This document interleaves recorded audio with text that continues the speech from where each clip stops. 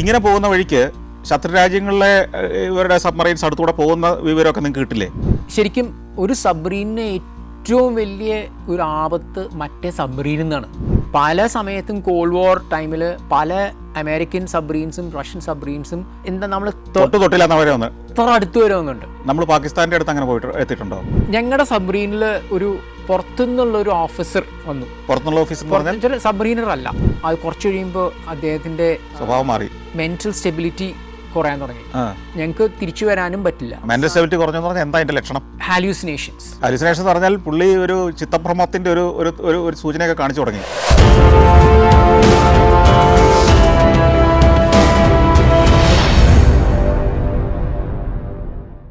Commander Rajesh Ramkumar അന്തർവാഹിനികളുടെ ക്യാപ്റ്റനാണ്. ഒരു അന്തർവാഹിനിയെ അല്ലെങ്കിൽ ഒരു സബ്മറൈനെ നയിക്കുന്നയാൾ 10, 60, 70 ആളുകളുടെ ഒരു സംഘവുമായി കടലിനടിയിലൂടെ ദീർഘയാത്രകൾ ചെയ്യുന്നയാൾ. ശത്രുരാജ്യങ്ങളുടെ തീരത്ത് പോലും എത്തിയിട്ടുണ്ടാവാം. എവിടെയൊക്കെ എത്തിയെന്ന് അദ്ദേഹം പോലും വിവരിക്കാൻ തയ്യാറാവുന്നില്ല. പക്ഷേ രഹസ്യ സ്വഭാവമുള്ള നിരവധി ദൗത്യങ്ങൾ കടലിനടിയിലൂടെ നയിച്ച അദ്ദേഹത്തിൻ്റെ ജീവിത കഥകൾ നമുക്ക് തുടരാം. നമ്മളിടയ്ക്ക് പറഞ്ഞത് ഈ സബ്മറൈനിലുള്ള വെപ്പൺസിനെ കുറിച്ചാണ്. എന്തൊക്കെ വെപ്പൺസാണ്? നമ്മൾ ടോർപിഡോയെക്കുറിച്ച് പറഞ്ഞു, മിസൈൽസിനെ കുറിച്ച് പറഞ്ഞു. ഇതല്ലാതെ ആയുധങ്ങൾ വേറെ ഉണ്ടോ? ഉണ്ടോ? ലൈക്ക് മൈൻസ് എന്ന് പറഞ്ഞ സാധനമുണ്ട്. മൈൻ എന്ന് വെച്ചാൽ സീ മൈൻ. അപ്പോൾ അത് ഡിപ്ലോയ് ചെയ്ത് കഴിഞ്ഞാൽ ചില അതിങ്ങനെ കടലിൻ്റെ താഴെ കിടക്കും. അപ്പോൾ അതിൻ്റെ മുകളിൽ കൂടെ എന്തെങ്കിലും ഷിപ്പ് വന്നു കഴിഞ്ഞാൽ അതിന് അതിനകത്തൊരു കമ്പ്യൂട്ടർ ഉണ്ടാവും. അപ്പോൾ അതിൻ്റെ ചില അൽഗോരിതം അത് മീറ്റ് ചെയ്ത് കഴിഞ്ഞാൽ അത് എക്സ്പ്ലോഡ് ചെയ്യും. അപ്പോൾ അതാണ് മൈൻസ് എന്ന് പറയുക. അപ്പോൾ ഈ 3 പ്രിൻസിപ്പൽ വെപ്പൺസ് ആണ്. പക്ഷേ ടോർപിഡോസും മിസൈൽസ് ആയിരിക്കും ഏറ്റവും ഇമ്പോർട്ടൻറ്റ്. കാരണം അതിനാണ് ഏറ്റവും കൂടുതൽ ഡിപ്ലോയബിലിറ്റി, ചില എന്താ പറയുക, ഫ്ലെക്സിബിലിറ്റി ഇല്ല. നിങ്ങൾക്ക് ഗണ്ണിൻ്റെ ഉപയോഗം ഉണ്ടോ അതിനകത്ത്? ഉണ്ട്. ലൈക്ക് ഞങ്ങൾ ചെറിയ ഇത് കൊണ്ടുപോകും. ഞങ്ങൾ സ്മോൾ ആംസ് എന്ന് പറയും, AK-യോ AK-56-ഓ. പക്ഷേ പഴയകാലം ചില നമ്മൾ വേൾഡ് വാർ സെക്കൻഡിലൊക്കെ യു ബോട്ട്സിൻ്റെ മുകളിലൊക്കെ ശരിക്കും ആൻറ്റി എയർക്രാഫ്റ്റ് ഗൺസ് ഒക്കെ ഉണ്ടാവും. അതൊന്നുമില്ല. അങ്ങനെ ഒരു സിറ്റുവേഷൻ ഇപ്പോൾ എൻവിസാജ് ചെയ്യുന്നില്ല. തണുപ്പ് കൂടിയതും കുറഞ്ഞതുമായ സ്ഥലങ്ങൾ, അല്ലെങ്കിൽ ഐസ് ഉള്ള സ്ഥലങ്ങളും കുറഞ്ഞ സ്ഥലങ്ങളും, ഇവിടെയൊക്കെ യാത്ര ചെയ്യുമ്പോൾ വ്യത്യാസം എന്താ ഈ സബ്മറീനിലെ കടലിനടിയിൽ കൂടെ? Very good question. അപ്പോൾ ഈ സബ്മറീൻ്റെ ഒരു ഡിസൈൻ വെള്ളത്തിന് വേണ്ടിയിട്ടാണ്. അപ്പോൾ ഡെൻസിറ്റി മാറും. ഐസ് ബാലസ്റ്റ് ടാങ്കിനകത്തൊക്കെ എൻട്രി ചെയ്ത് കഴിഞ്ഞാൽ അതൊരു വിഷമമായിട്ട് മാറാം. ഐസ്ഡ് കണ്ടീഷൻസിൽ സെയിൽ ചെയ്യുമ്പോഴും വളരെ കെയർഫുൾ ആയിരിക്കണം. കാരണം ഐസിന്റെ തിക്നെസ് കാരണം സബ്മറീൻ്റെ ഹൾ ഡാമേജ് ചെയ്യാം, പ്രൊപ്പല്ലർ ഡാമേജ് ചെയ്യാം. അപ്പോൾ പിന്നെ സബ്മറീൻ്റെ അകത്തുള്ള എക്വിപ്മെന്റിനും എഫക്ട് ചെയ്യാം. ഇപ്പൊ പീക്ക് വിന്റർ, ഇപ്പൊ ഞാൻ -45 വരെ ഞാൻ സെയിൽ ചെയ്തിട്ടുണ്ട്. ഞങ്ങളിപ്പോ നോർത്ത് സീയിലൊക്കെ ആർട്ടിക് ഓഷനിൽ സെയിൽ ചെയ്തിട്ടുണ്ട്. പിന്നെ ബാൾട്ടിക്കിൽ ഞാൻ സെയിൽ ചെയ്തിട്ടുണ്ട്. Peak winter fully iced. അപ്പോൾ ഒരിക്കൽ ഞങ്ങൾ താലിൻ്റെ ഇതായിരുന്നു. അപ്പോൾ -45 വരുന്നു. അപ്പോൾ ആ സമയത്തൊക്കെ ഇലക്ട്രോണിക്സ് വളരെ കെയർഫുൾ ആയിരിക്കണം. കണ്ടൻസേറ്റ് ഫോം ചെയ്യാം. അപ്പോൾ ചിലപ്പോൾ ഞങ്ങൾ വെന്റിലേഷൻ ഓപ്പൺ അപ്പ് ചെയ്യുമ്പോൾ പെട്ടെന്ന് സബ്മറീനകത്തുള്ള ടെമ്പറേച്ചർ ഡ്രോപ്പ് ചെയ്യാം. അപ്പോൾ വിന്റർ കണ്ടീഷൻസിൽ സെയിൽ ചെയ്യുമ്പോൾ വളരെ കെയർഫുൾ ആയിരിക്കണം. സമ്മർ കണ്ടീഷൻസിൽ ഈക്വലി കെയർഫുൾ ആയിരിക്കണം. കാരണം അറേബ്യൻ സീ, റെഡ് സീ ഭയങ്കര വാം വാട്ടേഴ്സാണ്. ആ സമയത്ത് ഒരു ക്രിട്ടിക്കൽ ടൈമിൽ ഇപ്പോൾ 3 എയർ കണ്ടീഷനിങ് ഉണ്ടെങ്കിൽ ഒരു എയർ കണ്ടീഷനിങ് പ്ലാന്റിന് എന്തെങ്കിലും പറ്റിക്കഴിഞ്ഞാൽ മറ്റേ എയർ കണ്ടീഷനിങ് പ്ലാന്റിന് അത് ഭയങ്കര ലോഡ് വരും. ആ സമയത്ത് അതെങ്ങാനും ഫെയിൽ ചെയ്ത് കഴിഞ്ഞാൽ ഈ ലൈഫ് ത്രെറ്റനിങ് സിറ്റുവേഷൻ ആയിരിക്കും. ഇപ്പോൾ ന്യൂക്ലിയർ റിയാക്ടർ കമ്പാർട്ട്മെന്റിലൊക്കെ ടെമ്പറേച്ചർ ഒരു 50 ഡിഗ്രി വരെയൊക്കെ പെട്ടെന്ന് പോകും. ഈ കടലിനടിയിൽ ഈ മർദ്ദത്തിന്റെ വ്യത്യാസം ഉണ്ടല്ലോ, അത് ഈ സബ്മറൈനെ എങ്ങനെയാണ് ബാധിക്കുക? അതായത് കടലിൽ താഴേക്ക് പോകും തോറും വെള്ളത്തിൻ്റെ ഒരു മർദ്ദം ഉണ്ടല്ലോ, ആളുകൾ അധികം ചിന്തിച്ചിട്ടുണ്ടാവില്ല സാധാരണക്കാർ. അതായത് താഴേക്ക് പോകും തോറും മനുഷ്യന് താങ്ങാൻ പറ്റാത്ത ഒരു മർദ്ദത്തിലേക്ക് എത്തും. മുകളിലേക്ക് പോകുമ്പോഴും അതേ പ്രശ്നം തന്നെയുണ്ട്, പക്ഷേ താഴേക്ക് പോകുമ്പോഴാണുള്ളത്. അത് ഈ സബ്മറൈൻ്റെ ഉപകരണങ്ങളെയൊക്കെ ഇപ്പം അതിനെ അതിജീവിക്കുന്ന രീതിയിലാണ് ഉണ്ടാക്കിയിരിക്കുന്നതെങ്കിലും അതെന്തൊക്കെയാണ് ഇമ്പാക്റ്റ് ഉണ്ടാക്കിയതിന്? ഈ സബ്മറീൻ്റെ സ്റ്റീല് അതിനൊരു എലാസ്റ്റിസിറ്റി ഉണ്ട്. അപ്പോൾ നമ്മൾ താഴത്തോട്ട് പോകുന്നതോറും അത് കംപ്രസ് ചെയ്ത് വരും. എന്നിട്ട് മുകളിലോട്ട് വരുമ്പോൾ അത് വികസിക്കും. അപ്പോൾ ഒരു ചരട് ശരിക്കും സബ്മറീൻ്റെ ഒരറ്റത്ത് നിന്ന് മറ്റേ നമ്മൾ വലിച്ചു കെട്ടിക്കഴിഞ്ഞാൽ താഴത്തോട്ട് പോകുമ്പോൾ അത് ശരിക്കും സാഗിയാണ്. അതുപോലെ മുകളിലോട്ട് പോകുമ്പോൾ അത് അതായത് കടൽ അത്രയും പ്രഷർ ചെലുത്തുന്നുണ്ട് ഈ സബ്മറൈനിൽ അല്ലേ? കറക്റ്റ്. അപ്പോൾ എല്ലാ എക്വിപ്മെന്റും അതനുസരിച്ച് ഷ്രിങ്ക് ചെയ്യോ വലുത് എക്സ്പാൻഡ് ചെയ്യില്ലേ? അപ്പോൾ അതിന് കുറേ ഹൾ ഗ്ലാൻസ് ഉണ്ട്, അതിനകത്ത് കേബിൾ ഗ്ലാൻസ് ഉണ്ട്, എല്ലാം ഈ ഭയങ്കര കെയർഫുൾ ആയിട്ട് തന്നെ ഡിസൈൻ ചെയ്തിരിക്കണേ. അപ്പോൾ ഇതിന് ഈ എലാസ്റ്റിസിറ്റി അപ്പോൾ ഇതിന് സൈക്ലിക് ലോഡിംഗ് എന്നാ പറയുക. അതായത് ഞാൻ ഒന്നുകൂടെ പറയാം, ഈ സബ്മറൈന് കടലിൻ്റെ മുകൾ ഭാഗത്ത് നിൽക്കുമ്പോൾ ഉള്ള ഒരു വലിപ്പത്തേക്കാൾ അല്ലെങ്കിൽ അതിൻ്റെ നീളമോ വീതിയോ ആവട്ടെ, കടൽ താഴേക്ക് പോകുന്തോറും അത് കുറച്ചൊന്ന് ചുരുങ്ങും, അല്ലെങ്കിൽ അതിനെ ഒന്ന് പ്രസ് ചെയ്ത് കംപ്രസ് ചെയ്യും. അപ്പോൾ അതിനകത്ത് വെച്ചിരിക്കുന്ന ഉപകരണങ്ങളും ഫിക്സ് ചെയ്തിരിക്കുന്ന സാധനങ്ങളും ഒക്കെ ഈ ചുരുക്കത്തിനും എക്സ്പാൻഷനും അനുസരിച്ച് ബിഹേവ് ചെയ്യാൻ അപകടമില്ലാതെ അല്ലെങ്കിൽ കേടില്ലാതെ ബിഹേവ് ചെയ്യാൻ പറ്റുന്ന രീതിയിൽ ഡിസൈൻ ചെയ്യണം ആദ്യം തന്നെ, അല്ലേ? കറക്റ്റ്. അപ്പോൾ അതിൻ്റെ സ്പേസസ് അലൗ ചെയ്യണം, അതിൻ്റെ ഫൗണ്ടേഷൻസ് കറക്റ്റ് ആയിരിക്കണം, അതിൻ്റെ ഗ്ലാൻസ് കറക്റ്റ് ആയിരിക്കണം. അപ്പം നമ്മളിപ്പോൾ ഒരു ചുരുങ്ങുക എന്ന് പറഞ്ഞാൽ it may be few millimetres, അത് അത്രയും വലിയൊരു സാധനത്തിൽ അത് ഭയങ്കര ഒരു സബ്സ്റ്റാൻഷ്യൽ ഒരു കോൺട്രാക്ഷനാണ്. അപ്പോൾ എവറി ടൈം, ഇപ്പോൾ എല്ലാ സമയം സബ്മറീൻ ഡൈവ് ചെയ്ത് മുകളിലോട്ട് പോകുന്തോറും മുകളിൽ വരുമ്പോഴും ഒരു സൈക്കിളാണ്, അതിങ്ങനെ കംപ്രസ് ചെയ്ത് എക്സ്പാൻഡ് ചെയ്യും. അപ്പോൾ കുറേ കഴിഞ്ഞ് കഴിഞ്ഞാൽ ഈ സൈക്ലിക് ലോഡിങ്ങിന് ഒരു ലിമിറ്റ് ഉണ്ട്. ആ ലിമിറ്റ് എത്തുമ്പോഴാണ് ഈ സബ്മറീൻ കഴിഞ്ഞു, അപ്പോഴാണ് ഇവനെ ഉപേക്ഷിക്കുന്നത്. കറക്റ്റ്. ഈ സൈക്ലിക് ലോഡിങ്ങിന് ഒരു ലിമിറ്റ് ഉണ്ട്. അപ്പോൾ കാരണം അത് കഴിഞ്ഞു കഴിഞ്ഞാൽ ചിലപ്പോൾ ആ എക്സ്പാൻഷൻ ഉണ്ടാവില്ല. നമ്മൾ സാധാരണഗതിയിൽ പോകുന്ന ഒരു ആഴത്തിൽ കൂടുതൽ പോകേണ്ട സാഹചര്യങ്ങൾ ഉണ്ടായിട്ടുണ്ടോ? ഉണ്ടാവാം. അതിന് രണ്ട് റീസൺ ഉണ്ട്. ചിലപ്പോൾ ടാക്ടിക്കൽ സിറ്റുവേഷൻ ആയിരിക്കാം, അല്ലെങ്കിൽ ചിലപ്പോൾ ട്രിമ്മിങ് ഇഷ്യൂ ഇരിക്കാം, ചിലപ്പോൾ ഒരു എറർ, അതിൻ്റെ ബാലൻസ് മെയിൻറ്റെയിൻ ചെയ്യുന്ന സിസ്റ്റത്തിൻ്റെ അതല്ലെങ്കിൽ കാൽക്കുലേഷൻസിൻ്റെ ഇഷ്യൂ ആയിരിക്കാം. അപ്പോൾ ചിലപ്പോൾ കൂടുതൽ താഴത്തിലേക്ക് പോകേണ്ടി വരും. ഒരു ഫ്ലീറ്റിംഗ് മൂവ്മെന്റ്, ഇതിൽ വളരെ കുറച്ച് സമയത്തേക്ക്, എന്നാലും അത് ശരിക്കും കാൽക്കുലേറ്റ് ചെയ്യണം. അങ്ങനെ എമർജൻസി ഒരു സിറ്റുവേഷൻ വന്ന് താഴേക്ക് പോകേണ്ടി വന്നാൽ നിങ്ങൾ ഇതിനകത്ത് കുറേ പ്രിക്കോഷൻസ് എടുക്കേണ്ടി വരുമോ? യെസ്. അപ്പോൾ ഞങ്ങൾ എല്ലാ തവണയും ഡെപ്ത് ചേഞ്ച് ചെയ്യുമ്പോൾ ഞങ്ങൾക്കൊരു സെറ്റ് ഓഫ് പ്രിക്കോഷൻസ് ഉണ്ട്. അത് ആ ലിമിറ്റിൻ്റെ അടുത്ത് എത്തണം എന്നില്ല.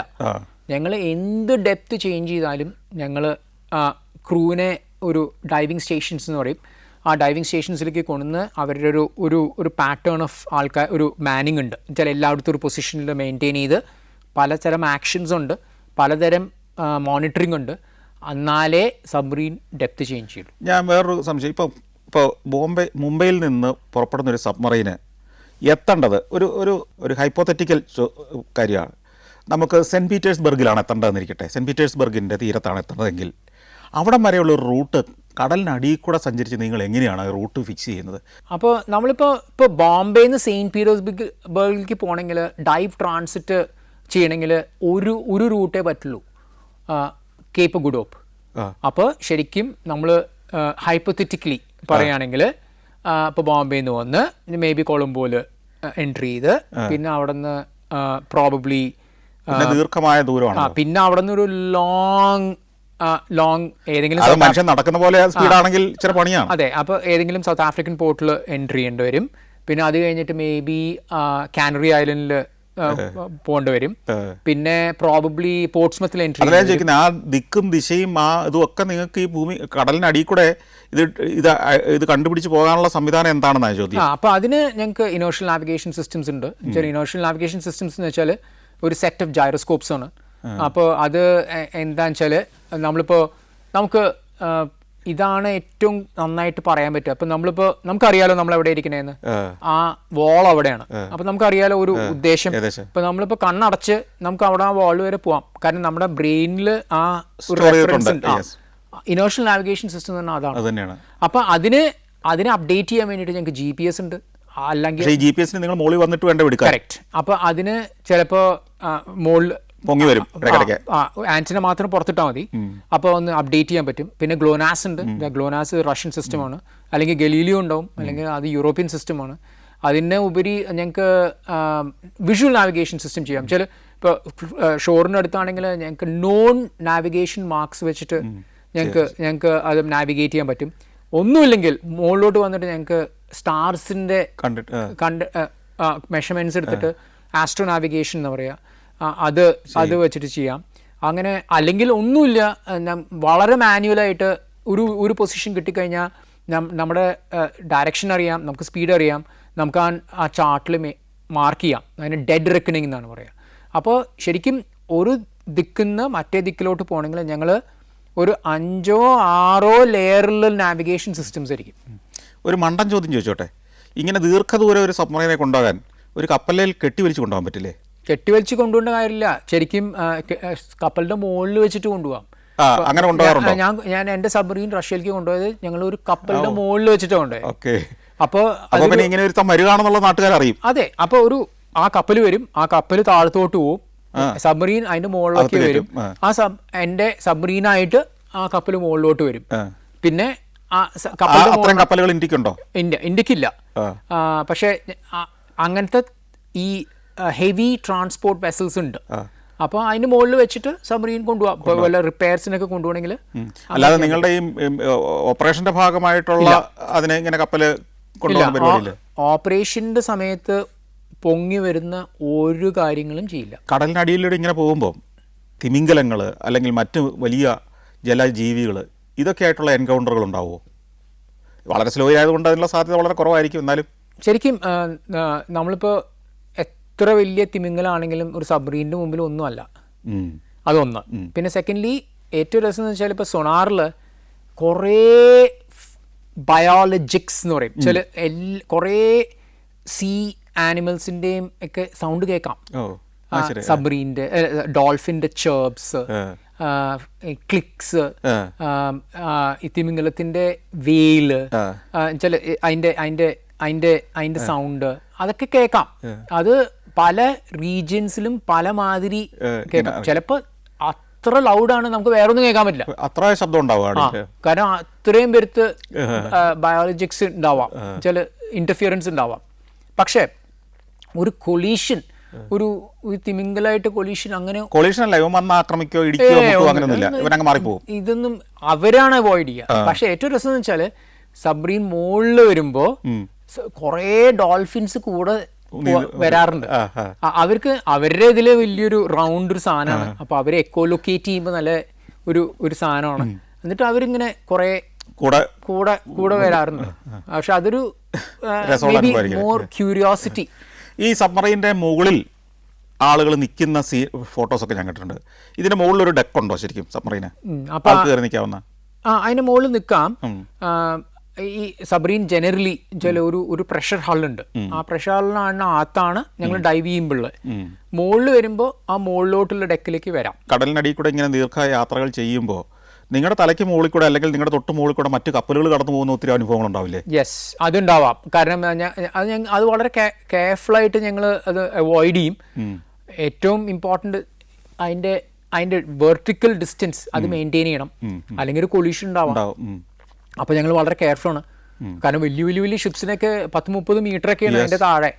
അപ്പോൾ വളരെ കെയർഫുൾ ആയിരിക്കണം. അപ്പോൾ ഞങ്ങൾക്ക് അറിയാം കപ്പലിനെ വേഗം ഡിറ്റക്ട് ചെയ്യാം. പിന്നെ അതിന്റെ പ്രൊപ്പല്ലർ ഭയങ്കര പവർഫുൾ ആയതുകൊണ്ട് നിങ്ങളെ ഡിസ്റ്റർബ് ചെയ്യില്ലേ കുറെയൊക്കെ? ഇല്ല, ഞങ്ങൾക്ക് വളരെ ഈസി ആയിട്ട് പിക്കപ്പ് ചെയ്യാവുന്നതാണ്. നിങ്ങളുടെ ട്രെയിനിങ്, ഇടയ്ക്കിടയ്ക്ക് ട്രെയിനിങ് അല്ലെങ്കിൽ മോക്ക് ഡ്രില്ലുകൾ എന്ന് പറയുന്ന സംഭവം നടക്കും, അതോ സ്ഥിരം ഈ പറഞ്ഞ സ്ഥിരം ഡ്യൂട്ടിയിലാണോ? അല്ല, ഞങ്ങൾ കണ്ടിന്യൂസ് ട്രെയിനിങ്, എപ്പോഴും ട്രെയിനിങ് ആണ്.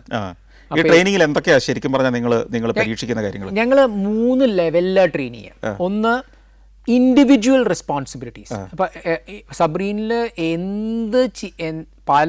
പല സന്ദർഭങ്ങളിൽ പല ആക്ഷൻസാണ് നമുക്ക്. അപ്പോൾ അത് ട്രെയിൻ ചെയ്യും. അല്ല, നിങ്ങൾക്ക് ശരിക്കും നിങ്ങളുടെ ജോലിയുടെ ഒരു ഭാഗം എന്ന് പറയുന്നത് ഒരു തരം സ്പൈ വർക്ക് ഇതിനകത്ത് ഇൻവോൾവ് ആണോ? ആണ്. സബ്മറീൻസ് എന്ന് വെച്ചാൽ അതിൻ്റെ സർവേലൻസ് ആണ് ഏറ്റവും ഇമ്പോർട്ടൻറ്റ്. എന്ന് വെച്ചാൽ ഒബ്സർവ്. അപ്പോൾ അതിനകത്ത് പല തരം ഒബ്സർവേഷൻ ഉണ്ട്. അപ്പോൾ അപ്പോൾ ഒരു ട്രെയിനിങ് സോർട്ടി അല്ലെങ്കിൽ ഞങ്ങൾ ഇതാണ് പഠിപ്പിക്കുക. ഇതിനെങ്ങനെയാണ് സ്റ്റെൽതി ആയിട്ട് സീക്രട്ടായിട്ട് ഉപയോഗിക്കാൻ പറ്റുക, അങ്ങനെയാണ്. അതാണ് ഇതിൻ്റെ ഏറ്റവും വലിയ സ്റ്റെൽത്ത് ആണല്ലോ. ഇതിനാരും കാണാനും പറ്റില്ല, ഇതിനെ നോട്ടീസ് ചെയ്യാനും പറ്റില്ല. അപ്പം നമുക്ക് അങ്ങനെയാണ് മെയിൻറ്റെയിൻ ചെയ്യേണ്ടത്. നമ്മുടെ ഇത്രയും തീരവും നമുക്ക് ചുറ്റും ഇത്രയും ശക്തരായ ശത്രുക്കളും ഒക്കെ ഉള്ളപ്പോൾ ഇതുപോലുള്ള ഈ ഒബ്സർവേഷൻ അല്ലെങ്കിൽ ഈ പറഞ്ഞ ഇത്തരം നിരീക്ഷണ യാത്രകൾക്കൊക്കെ ശരിക്കും പറഞ്ഞാൽ ഈ 10-16 സബ്മറീൻ എന്ന് പറയുന്നത് അല്ലെങ്കിൽ 10-20 ആണെങ്കിൽ പോലും വളരെ കുറവല്ലേ ശരിക്കും പറഞ്ഞാൽ? അല്ലേ? വളരെ കൂടുതൽ നമ്മൾ നിർമ്മിക്കാനുള്ള ശ്രമം നടത്തുന്നുണ്ടെന്ന് തോന്നുന്നു അല്ലേ? അപ്പോൾ നമ്മളിപ്പോൾ ഇന്ത്യൻ നേവിയിൽ ഇന്ത്യൻ ആം ഫോഴ്സസ് ഇപ്പോൾ നമുക്ക് കൂടുതൽ നമുക്ക് അവയർനെസ് വന്നു തുടങ്ങി. നമ്മൾ വളരെ സെൽഫ് ഡിപ്പെൻഡൻ്റ് ആവണം. നമ്മളുടെ സബ്രീൻ ആം സ്ട്രാറ്റജിക് ആമൊക്കെ വളരെ ഇമ്പ്രൂവ് ചെയ്യണം. അപ്പോൾ അതിനാണ് എല്ലാ എഫേർട്ടും നടന്നുകൊണ്ടിരിക്കുന്നത്. വളരെ എക്സ്പെൻസീവ് പ്ലാറ്റ്ഫോംസ് ആണിത്. ഒരു ന്യൂക്ലിയർ സബ്രീൻ ഒരു $2.5 ബില്യൺ ആണ്. ഏകദേശം എത്ര രൂപ വരും? ഒരു 20,000 കോടി വെറും സബ്രീൻ മാത്രം. അതിന്റെ കൂടെ വെപ്പൺസ്, അതിന്റെ ട്രെയിനിങ്, അതിന്റെ ലോങ് ടേം സ്പെയർസ്, മെയിൻ്റനൻസ് എല്ലാം നോക്കുമ്പോൾ വളരെ വളരെ എക്സ്പെൻസീവ് സാധനമാണ്. അപ്പോൾ ഇതൊക്കെ ഓവർ ടൈം നമ്മൾ ഡെവലപ്പ് ചെയ്യണം. അങ്ങനെയാണ്, അതാണ് ഉദ്ദേശം നമ്മുടെയൊക്കെ. ഇന്ത്യയിൽ സബ്മറൈൻ ഉണ്ടാക്കുന്നത് എവിടെയാണുള്ളത്? മാസഗൺ ഡോക്സ്. മാസഗൺ മാത്രമേ ഉള്ളൂ. ഓക്കെ. നമ്മളപ്പോൾ അവിടെ എത്ര നിർമ്മിച്ചിട്ടുണ്ടാവും? വൈസാഗിലും ഉണ്ട്. വൈസാഗിൽ ന്യൂക്ലിയർ ബോട്ട്സിന്റെ സെന്റർ ഉണ്ട്. ന്യൂക്ലിയർ ബോട്ട്സ് മാനുഫാക്ചറിങ് നിർമ്മാണം ആരംഭിച്ചിട്ടുണ്ടോ അവിടെ? ഇതൊരു കടലിനടിയിൽ കൂടെ പോകുന്നൊരു വാഹനമാണ്. പൊതുവേ ആക്സിഡൻറ്റ് കുറയാൻ സാധ്യതയുള്ള അല്ലെങ്കിൽ കൂട്ടിയിടിയൊക്കെ ഉണ്ടാകാൻ സാധ്യത കുറഞ്ഞൊരു ഒരു വാഹനമാണല്ലോ അവിടുത്തെ ട്രാഫിക്കിൻ്റെ കണക്കൊക്കെ നോക്കിയാൽ. എങ്കിലും ഒരു എമർജൻസി സിറ്റുവേഷനിൽ ഇതിനകത്ത് നിങ്ങൾ എങ്ങനെ എസ്കേപ്പ് ചെയ്യും? ഞങ്ങൾക്ക് ബേസിക് സബ്മറീൻ സ്കൂളിൽ ഒരു വളരെ വലിയൊരു വളരെ ഇമ്പോർട്ടൻ്റ് ഒരു ട്രെയിനിങ് ഉണ്ട്. അതിൻ്റെ പേര് എസ്കേപ്പ് ട്രെയിനിങ് ആണ്. അപ്പോൾ എസ്കേപ്പ് ട്രെയിനിങ്ങിൽ ഈ അകത്ത് ഫ്ലഡ് ചെയ്ത് കഴിഞ്ഞാൽ എങ്ങനെയാണ് സർവൈവ് ചെയ്യുക, വെള്ളമകത്ത് കയറിയാൽ എങ്ങനെയാണ് സർവൈവ് ചെയ്യുക, എങ്ങനെയാണ് സബ്മറീനിൽ നിന്ന് എക്സിറ്റ് ചെയ്യുക, എങ്ങനെയാണ് മുകളിലോട്ട് വരിക, വെച്ചാൽ അതിനൊരു മെത്തഡോളജി ഉണ്ട്. പിന്നെ മുകളിൽ വന്ന് എന്താ ചെയ്യുക, പിന്നെ ഇതിൻ്റെ ഡേഞ്ചേഴ്സ് എന്താ, അതൊക്കെ പഠിപ്പിക്കും.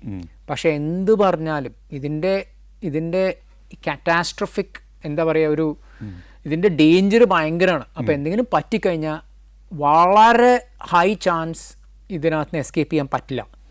അപ്പോൾ വേറൊരു സാധനമുണ്ട്. ഇപ്പോൾ ഇപ്പോഴത്തെ സബ്മറീനകത്ത് എസ്കേപ്പ് ഒരു സ്ഫിയർ ഉണ്ട്. അപ്പോൾ സബ്മറീന അതിനകത്ത് തന്നെ ഒരു ചേംബർ ഉണ്ട്. ആ ചേംബർ ക്യാപ്സ്യൂൾ പോലെ അതിനകത്തേക്ക് എല്ലാവരും വരും, അത് റിലീസ് ചെയ്യാം. അതൊക്കെ ഉണ്ട്. എന്നാലും ഇത് ഒരു ഇഫാണ്. എന്നുവെച്ചാൽ അത് ചെയ്യാൻ പറ്റുമോ എന്ന് പറയാൻ പറ്റില്ല. കാരണം ചിലപ്പോൾ ഒരു ആക്സിഡൻ്റ് ഒക്കെ കഴിഞ്ഞ് കംപ്ലീറ്റ് ഡാർക്ക്നെസ് ആയിരിക്കും.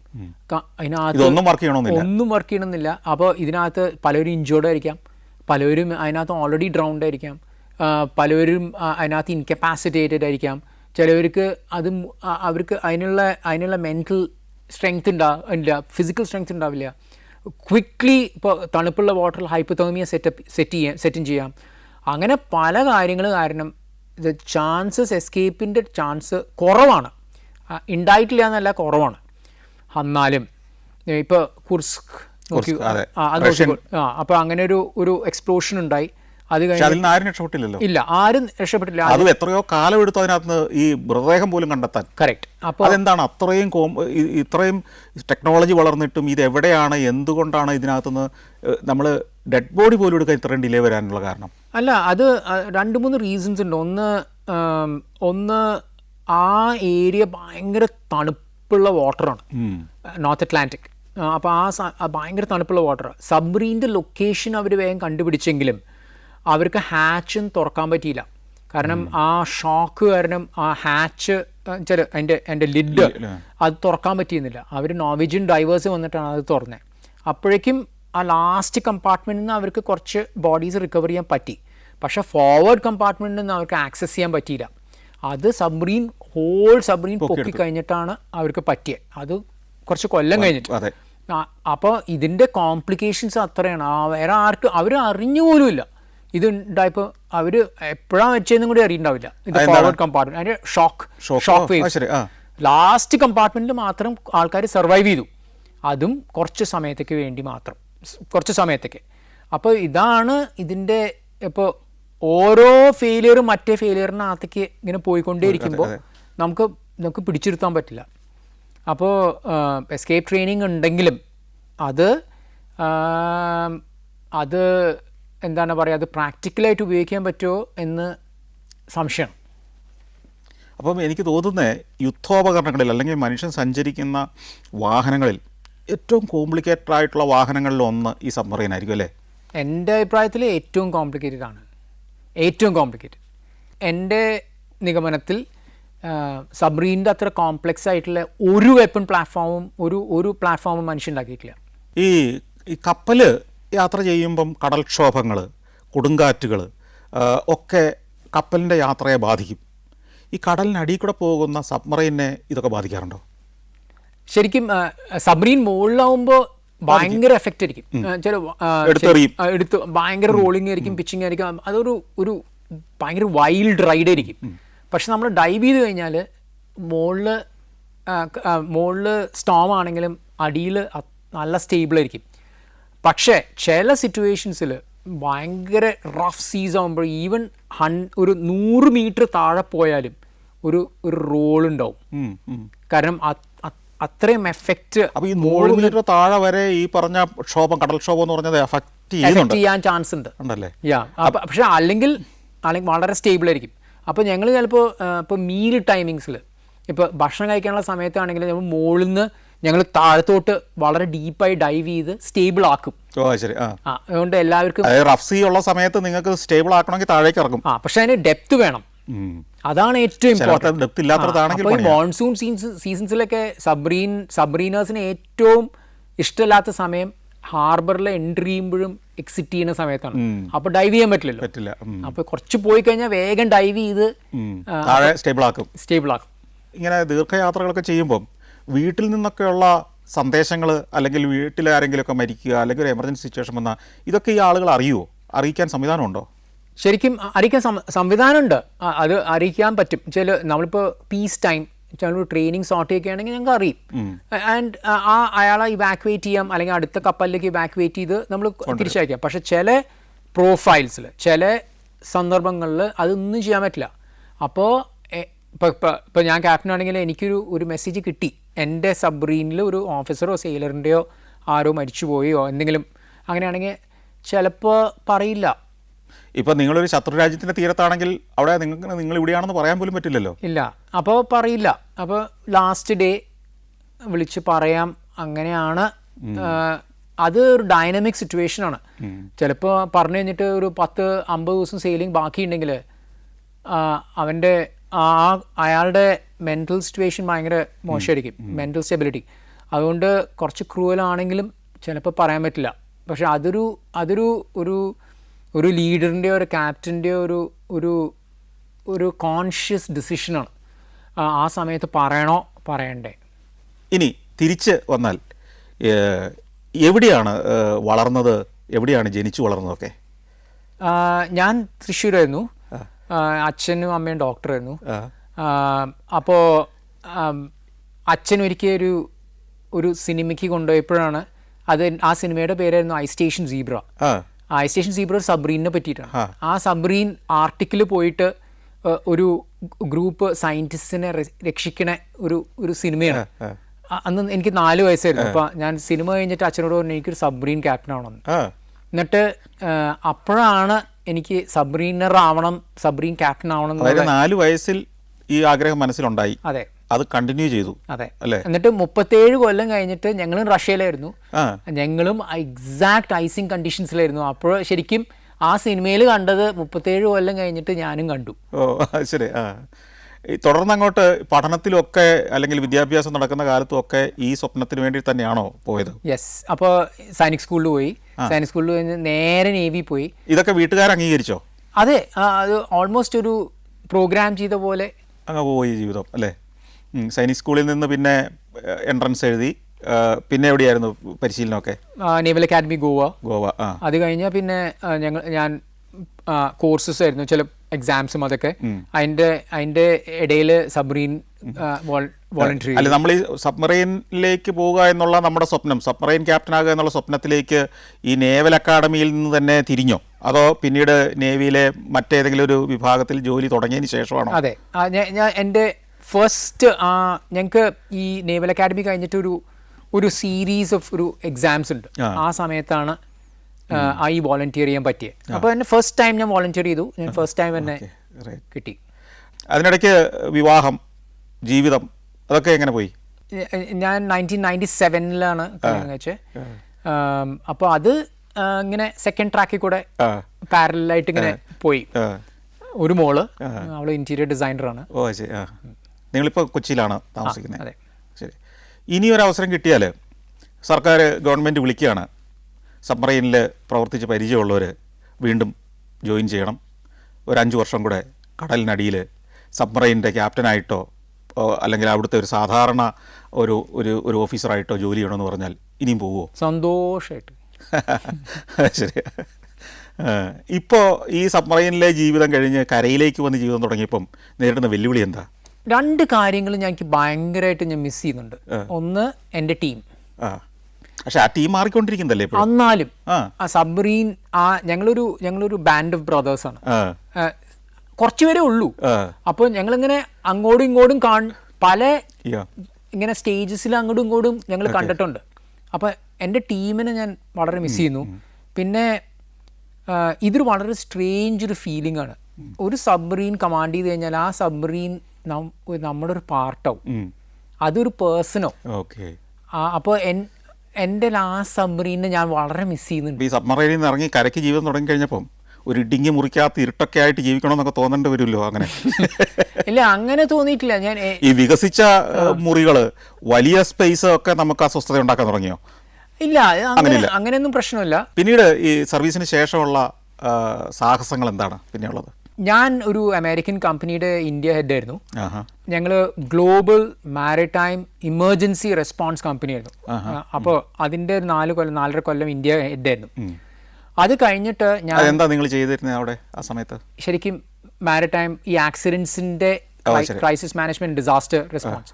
അപ്പോൾ ആ സമയത്ത് ഞാൻ പല ഡിസാസ്റ്റർ റെസ്പോൺസ് ഓപ്പറേഷൻസിൻ്റെയും പ്രോജക്റ്റ് കോർഡിനേറ്റർ ആയിരുന്നു. അപ്പോൾ ഞാൻ ഒരു ക്രൈസിസ് ആൻഡ് ഡിസാസ്റ്റേഴ്സ് കുറേ ഞാൻ വളരെ അടുത്ത് കണ്ടിട്ടുണ്ട്.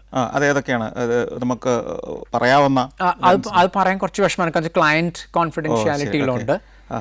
പിന്നെ ഈയിടെ ഒരു കപ്പൽ കണ്ടെയ്നർ ഷിപ്പ് തീ പിടിക്കുകയും അത് വെള്ളത്തിൽ പോവുകയും അതിന്റെ കണ്ടെയ്നേഴ്സ് ഒത്തിരി മുങ്ങിപ്പോവുകയും അതിനെ രക്ഷപ്പെടുത്തേണ്ട സാഹചര്യം, അങ്ങനെയൊക്കെയുള്ള ആ സിറ്റുവേഷൻസിനെ സോൾവ് ചെയ്യലാണ് നിങ്ങളുടെ ജോലി. അത് വളരെ അഡ്വാൻസ്, വളരെ സ്പെഷ്യലൈസ്ഡ് ഒരു കമ്പനിയാണ്.